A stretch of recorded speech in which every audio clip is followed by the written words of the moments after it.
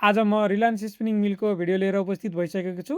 आज चाहिँ हामीले रिलायन्स स्पिनिङ मिलको हामीले सपोर्ट रेजिस्टेन्स के छ, अब के गर्ने त? सेलिङ, होल्ड होइन अथवा बाई गर्ने बेला नै भएको हो कि के कस्तो छ?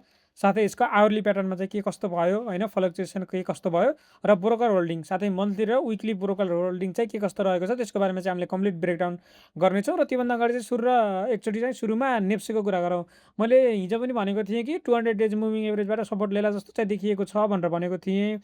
र जुन यो लोवर विक छ त्यसले पनि त्यही कुरालाई कन्टिन्युटी दिएको थियो। तर आज बनेको क्यान्डल चाहिँ हामीले टोटल्ली अब धेरै नै घटेको देखियो होइन। जुन चाहिँ लगभग आज बनेको क्यान्डल चाहिँ 34 पोइन्टले चाहिँ घटेको छ। र यो चाहिँ अबको सपोर्ट लेभल भनेको 2683 80को लेभलमा जुन एउटा सपोर्ट जोन बनाएको छु मैले, यो लेभलमा चाहिँ मार्केट आएर बसेको हामीले यहाँबाट क्लियरली देख्न सकिन्छ।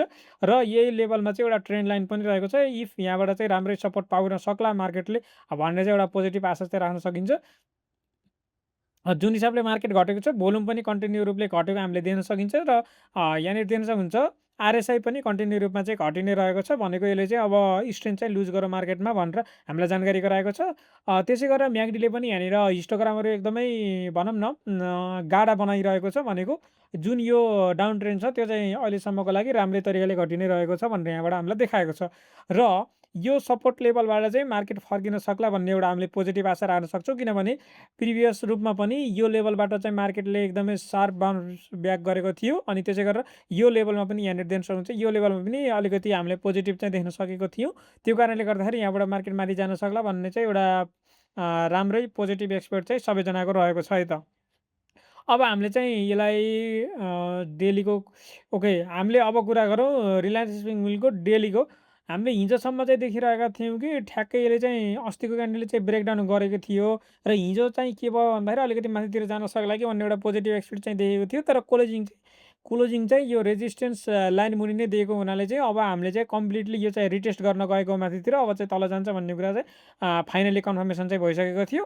र आज चाहिँ अब जुन हिसाबले चाहिँ मार्केट तलतिर जाँदैछ भनेको अब सेल गरेर चाहिँ निस्किने जस्तो अवस्था हुनसक्छ।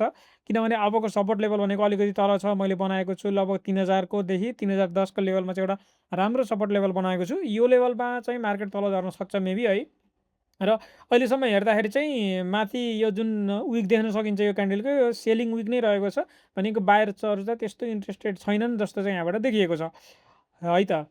अनि मार्केट घटेसँगै भोल्युम पनि कन्टिन्यू रूपमा घटि नै रहेको छ। र अब यसमा चाहिँ नेक्स्ट सपोर्ट लेभल भनेको चाहिँ यही भइहाल्यो 3000कै लेभलतिर भनौँ 3010 को लेभलतिर चाहिँ छ भनेर चाहिँ भन्न सकिन्छ। यी पिभट पोइन्टको कुरा गऱ्यो भने चाहिँ पिभट पोइन्टको सपोर्ट लेभल चाहिँ लगभग 3391 3390 को लेभलमा पनि रहेको छ होइन। र अर्को सपोर्ट लेभल भनेको चाहिँ 2673 को लेभलमा पनि रहेको छ। र अहिले मार्केट चाहिँ पिभट पोइन्टको ठ्याक्कै रेजिस्टेन्स लेभल जुन चाहिँ 3857 को लेभलमा रहेको छ। र हामीले यसलाई विकली डेली हामीले हेरिसकेका छौँ। अब हामीले आवरली हेर्छौँ। आवरली हेर्दाखेरि चाहिँ ठ्याक्कै यी देख्न सक्नुहुन्छ यसलाई चाहिँ ब्रेकडाउन गऱ्यो अस्ति लगभग फ्राइडेतिर होइन। यसलाई ब्रेकडाउन गरिसकेपछि चाहिँ मार्केट एकचोटि रिटेस्ट गर्न गयो जुन चाहिँ आज गएको हिजो गएको रिटेस्ट गर्न। र आजको क्यान्डल चाहिँ कन्टिन्यू रूपमा घटेको छ। भनेको अब चाहिँ डाउन ट्रेन्ड चाहिँ निश्चित भयो। यहाँबाट चाहिँ हामीलाई आवरली प्याटर्नले पनि देखाएको छ। यो चाहिँ भेरी सर्ट टर्म को लागि हो है त फेरि आवरली प्याटर्न अनुसार चाहिँ। र भोल्युम त फ्लक्चुएट नै देखाएको छ। आवरली प्याटर्नले हामीलाई त्यस्तो कन्फर्मेसन चाहिँ भोल्युमबाट केही पनि दिएको छैन। यहाँबाट चाहिँ आवरली प्याटर्नले हामीले के देखायो भन्दाखेरि ब्रेकडाउन भएर चाहिँ मार्केट तलतिर गयो। अब भनेको चाहिँ यात्रा मार्केटको तलतिर नै छ भनेर देखाएको छ। मन्थली हामीले चाहिँ ब्रोकर होल्डिङ हेर्छौँ फ्लोर सिट एनालाइसिस पनि भनेर भनिन्छ। रिलायन्स स्पिनिङ मिलको चाहिँ 77 नम्बरले 57,245 किता उठाएछ। 76 नम्बरले 27,068 किता उठाएछ। 69ले 24,028 किता उठाएछ। 48ले 18,060 किता उठाएछ। 28ले 16,190 किता उठाएछ। 63ले 15,728 किता उठाएछ। 56ले 13,040 किता उठाएछ। 60ले 12,581 किता उठाएछ। 84ले 11,395 किता उठाएछ। 94ले 10,840 किता उठाएको चाहिँ हामीले यहाँबाट क्लियरली देख्न सक्छौँ। र सबभन्दा धेरै फाल्नेमा चाहिँ ब्रोकर नम्बर 58 रहेको छ जसले 76,027 किता फालेछ।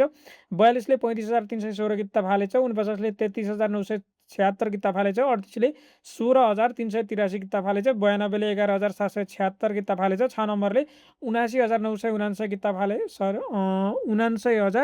7,979 किता फालेछ। 45 नम्बरले 7,867 किता फालेछ। 57ले 7,731 किता फालेछ। 22 नम्बरले 7,486 किता फालेछ। 21 नम्बरले 7,040 किता फालेछ। यहाँबाट हेर्दाखेरि चाहिँ क्लियरली 60,000 भन्दा माथि एउटा मात्र रहेको छ। भनेको 40 भन्दा तल मन्थलीमा चाहिँ फाल्ने नै धेरै छ उठाउने भन्दा पनि है त। अब हामीले विक्लीको कुरा गरौँ। विक्लीमा चाहिँ सबभन्दा धेरै उठाउने ब्रोकर नम्बर 77 रहेको छ, जसले चाहिँ लगभग 12,514 किता, 69ले 8,023, 17ले 6,442, 76ले 3,693, 28ले 3,537, 47ले 3,457, 96ले 3,398, 84ले 3,206, 92ले 3,161, 59ले 3,148 किता उठाएको देख्न सकिन्छ। र फाल्नेमा चाहिँ ब्रोकर नम्बर 58ले लगभग 6,655 किता, 42 नम्बरले 6,651 किता, 48ले 5,397, 49ले 5,023, 56ले 4,978, 62ले 4,368, 57ले 4,228, 26ले 3,847, 14ले 2,653, 1 नम्बरले 2,000 किता फालेको यहाँबाट देख्न सकिन्छ। र सबभन्दा धेरै यहाँबाट फाल्ने र उठाउने भन्दा ओके, यहाँबाट चाहिँ विक्लीमा चाहिँ हामीले उठाउने नै धेरै नै देखिएको छ। अब यहाँबाट चाहिँ के कुरो बुझ्नु पर्यो भन्दाखेरि अबको सपोर्ट लेभल भनेको मार्केटको तलतिर छ। अब यहाँबाट चाहिँ सेल गरेर तलतिर जाने माइन्ड मेकअप बनाएर चाहिँ त्यसै अनुसारले आफ्नो के गर्ने हो, एउटा चाहिँ ट्रेड सेटअप गराउनु होला। र यहाँ पनि मैले देखाएँ आवरली प्याटर्नबाट पनि हेर्दाखेरि चाहिँ अब यहाँनिर मार्केटले चाहिँ के गरेको छ त भन्दाखेरि ब्रेकडाउन गरेको र रिट्रेट गरेर अब मार्केट तलतिर जान खोजेको चाहिँ यहाँबाट देखिएको छ। यसै अनुसारले चाहिँ आफ्नो माइन्ड मेकअप बनाएर आफ्नो एनालाइसिस अनुसार चाहिँ चल्नु होला। Thank you.